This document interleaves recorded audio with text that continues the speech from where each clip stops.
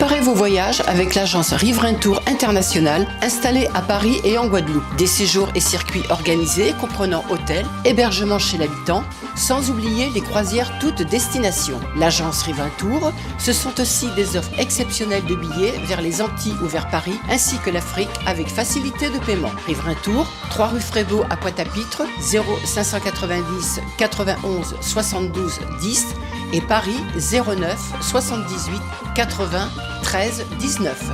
À Paris comme en Guadeloupe, l'équipe Riverain Tour sera toujours à votre écoute. Guadeloupe, actualité.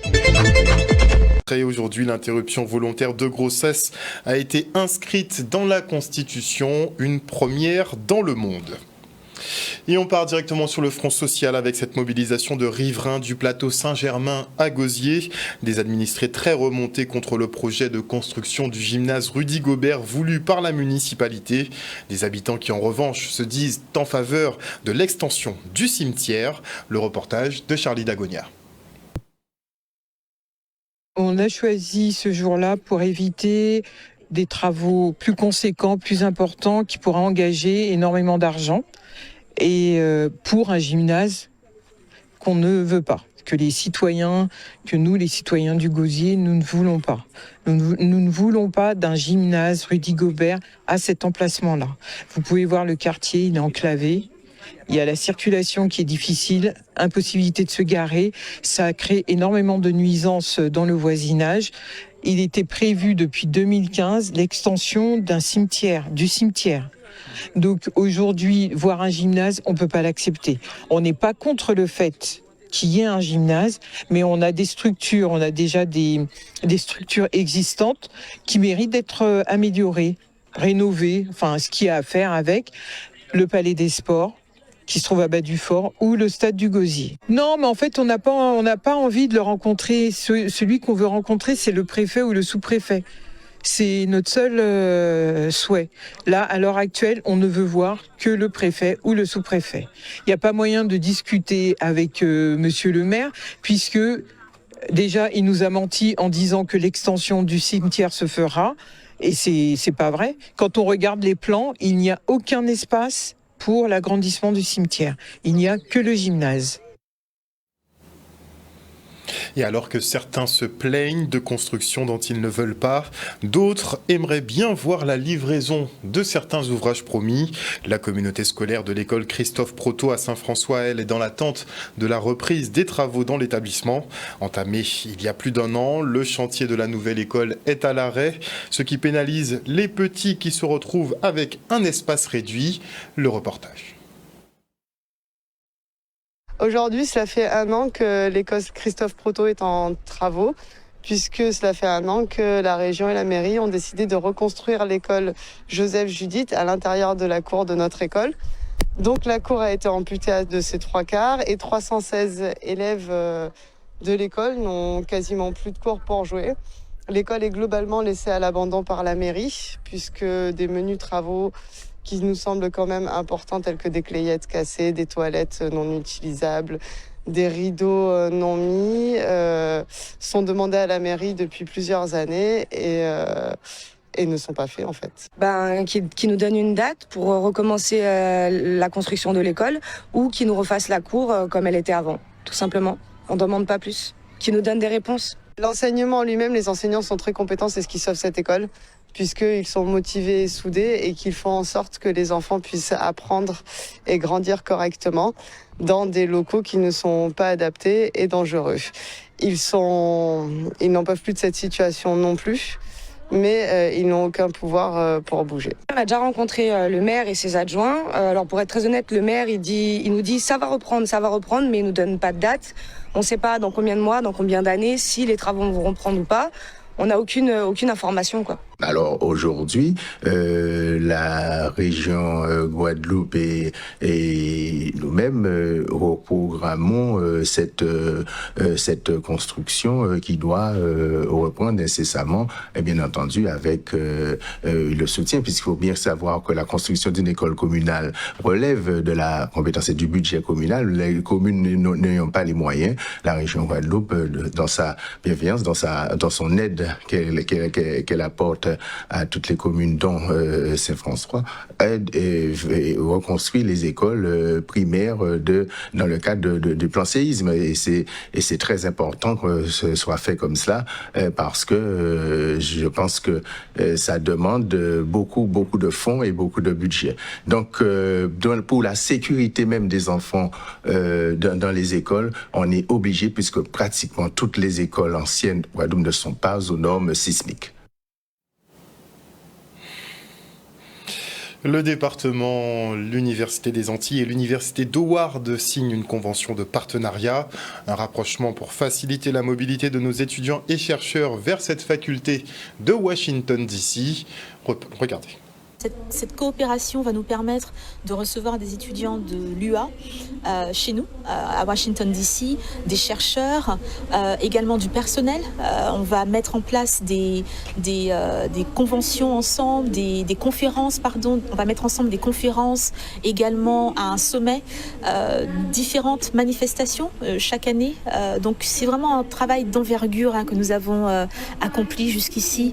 Nous allons également avoir des groupes, comme le groupe que j'ai ramené aux États-Unis hier. Nous sommes une 50aine à être venus en Guadeloupe.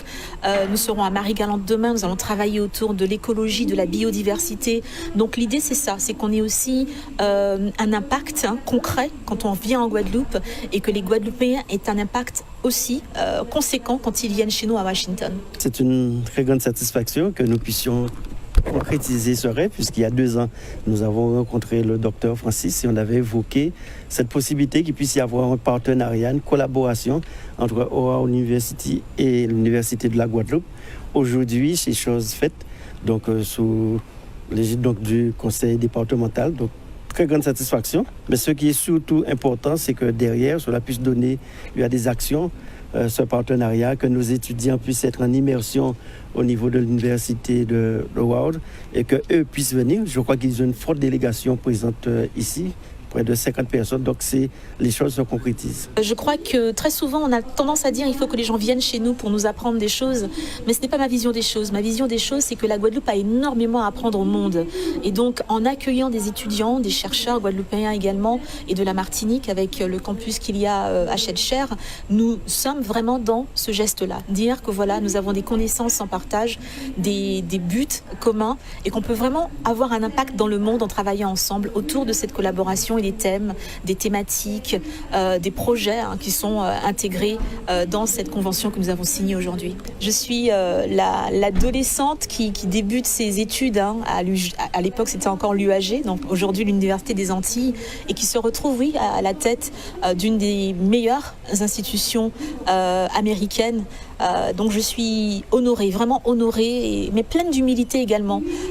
Et c'est pour ça qu'on est en train de faire ce qu'on fait. C'est pas une réussite qui n'est que la mienne. Moi, si je réussis, ça veut dire que la Guadeloupe en bénéficie, que beaucoup d'étudiants peuvent en bénéficier. Et c'est là qu'on voit. C'est là qu'on voit et c'est là qu'on peut dire que ce qu'on a fait, qu'on a peut-être eu du succès. Et comme la gouvernance partagée semble ne pas fonctionner, la région Guadeloupe a signé de son côté une lettre d'intention avec l'Université d'Howard. Ainsi, du 3 au 13 mars prochain, 39 étudiants et 3 administratifs de cette faculté sont ici pour découvrir l'île à travers des visites et ateliers. Ils étaient aujourd'hui au Memorial Act à Pointe-à-Pitre, le reste en images. Cette lettre d'intention marque notre intention d'avoir des collaborations avec, dans le milieu de la recherche, des mobilités étudiantes bilatérales, donc ici en Guadeloupe vers les Howard et à Howard vers la Guadeloupe. C'est la première collaboration formelle que nous avons à Howard avec la Guadeloupe. L'espoir que nous avons, c'est que nous allons pouvoir accueillir des étudiants de la Guadeloupe à Howard, comme nous allons envoyer également nos étudiants de Howard ici en Guadeloupe, et qu'il y aura également beaucoup de développement de projets avec nos chercheurs guadeloupéens, les enseignants guadeloupéens vers Howard et le sens inverse également. Vous avez vu un peu le nombre de lycées aujourd'hui présents au Memorial Act. Vous avez vu comment les jeunes ont acclamé cette proposition que nous puissions, au mois de juin-juillet, aller avec une délégation à l'Université d'Howard à Washington DC. Donc, mettre en place cette passerelle culturelle, sportive, sur l'enseignement, permettre à nos jeunes de pouvoir côtoyer des jeunes à l'Université d'Howard Douceur, Kamala Harris, Toni Morrison, de grands qui sont passés par cette université, et notre Guadeloupéenne actuellement doyenne de l'université Gladys Francis. Pour moi, c'est un plus pour nos jeunes Guadeloupéens. Nous avons aujourd'hui plusieurs lycées, nous avons l'université, ils sont en train de prendre contact, ils sont en train d'échanger, et je pense que ce sera une manière pour nos jeunes de pouvoir dire effectivement qu'ils ont des contacts avec une université de prestige, et c'est pour cette raison que nous avons signé aujourd'hui cette convention avec l'université de Ward, et nous continuons à travailler pour les jeunes Guadeloupéens. C'est une manière aussi, comme je le dis, de changer d'avenir. Nous le faisons déjà avec le Canada, où beaucoup de jeunes sont accompagnés par la région pour pouvoir faire leurs études de haut niveau. Eh bien voilà, c'est un plus pour nous, avec Washington, pourquoi pas demain avec d'autres pays, trouver des passerelles, permettre à notre jeunesse de pouvoir échanger sur plusieurs formes, je disais culturelles, sportives, sociales aussi. Voilà, on a besoin de ça aujourd'hui.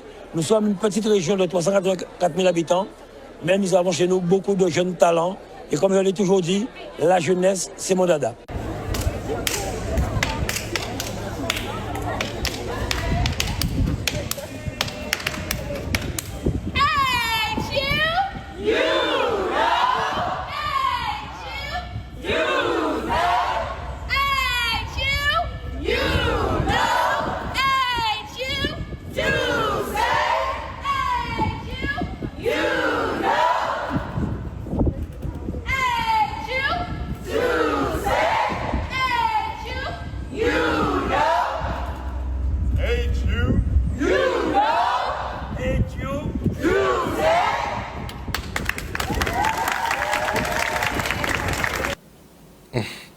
Et on rappelle que l'université d'Howard, n'est-ce pas, c'est le Harvard pour les Noirs, en fait, tout simplement. Et afin de développer l'emploi, la ville de Sainte-Rose travaille de concert avec la préfecture, le Pôle emploi et le Fonds d'expérimentation territoriale contre le chômage de longue durée. Grâce à ce dispositif Territoire zéro chômeur, plus de 400 emplois devraient être créés dans le domaine associatif. Le reportage.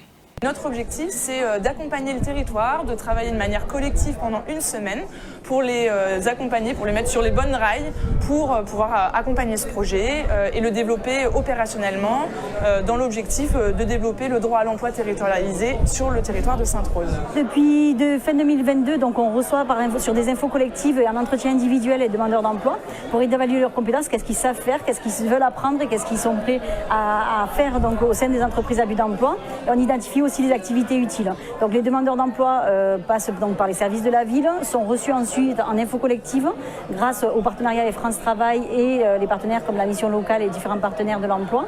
Et ensuite, on travaille avec eux donc, sur différents ateliers. Donc un bon nombre, aujourd'hui 240 demandeurs d'emploi ont été reçus en entretien.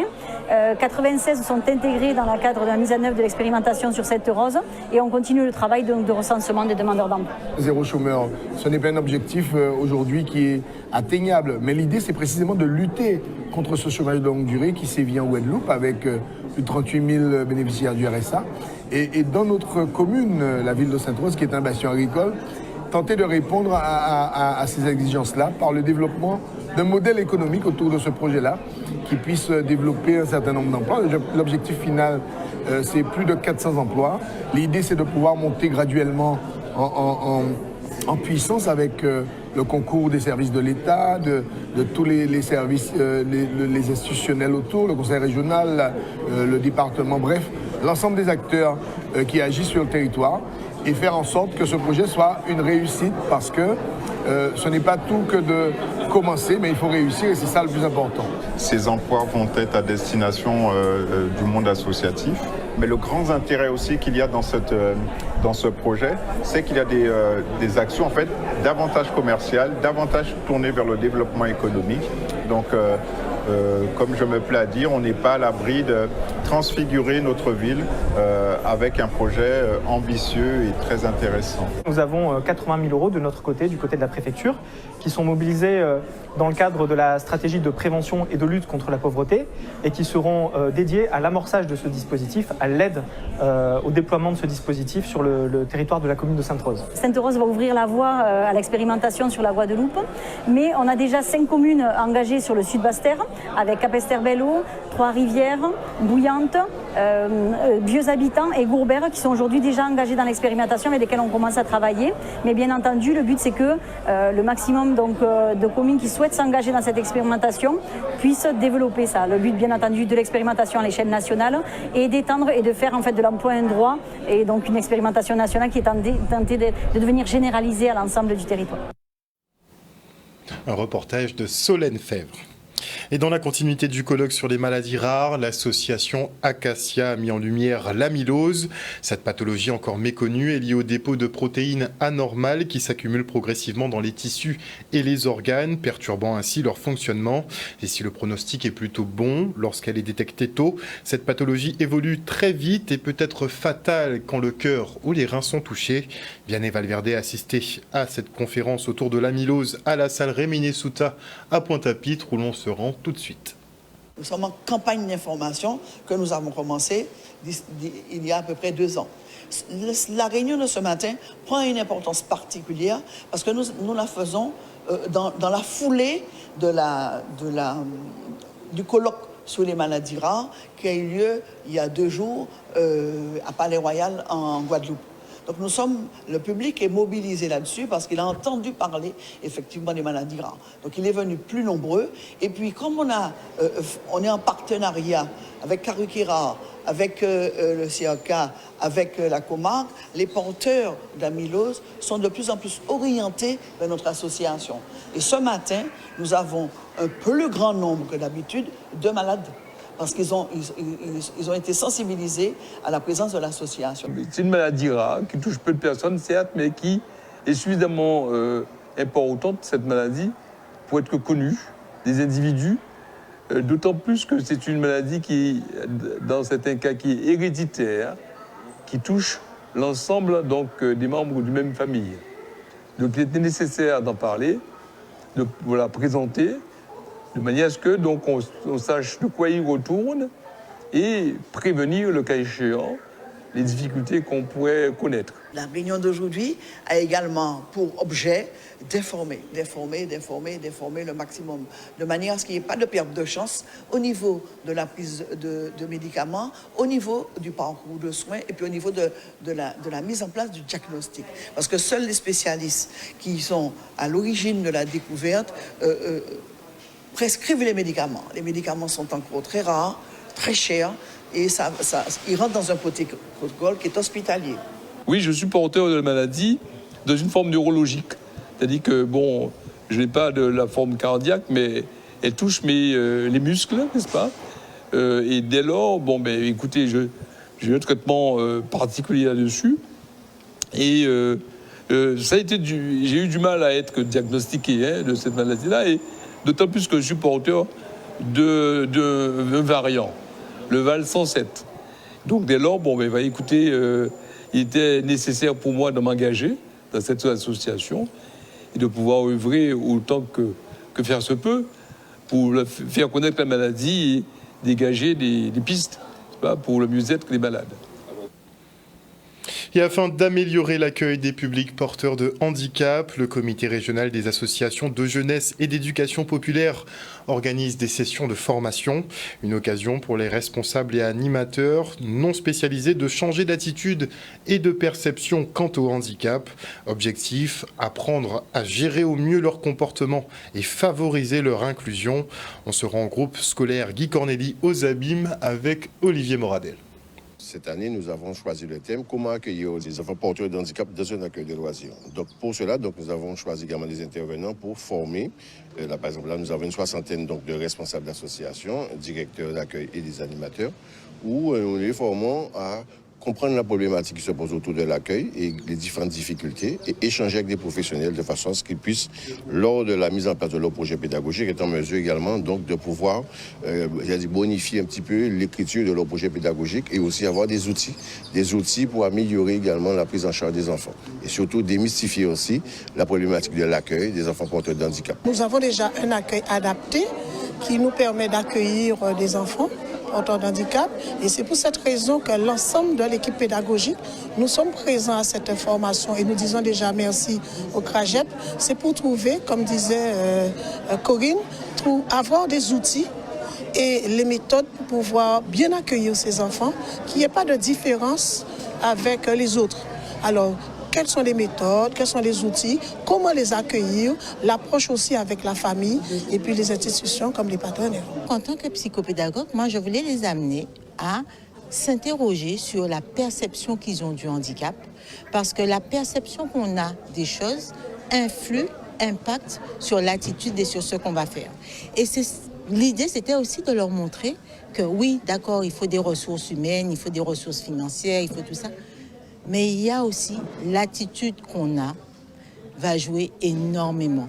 Et l'attitude qu'on a va déterminer comment l'inclusion se fera.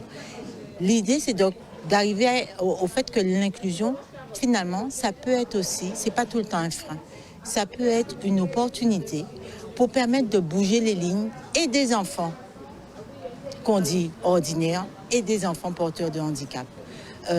C'est une belle opportunité, une belle occasion, une belle leçon de vie en fait, pour permettre aux enfants d'accepter la différence, d'en tirer ses ressources, et puis c'est une leçon d'acceptation de la différence. Ça nous permet également de fortifier, de conforter notre démarche pédagogique, démarche en direction des directeurs, des structures et des animateurs. Sans la formation, ils ne peuvent pas bonifier également, qualifier également cette démarche éducative de qualité qu'on recherche. ONews Radio sur outremernews.fr.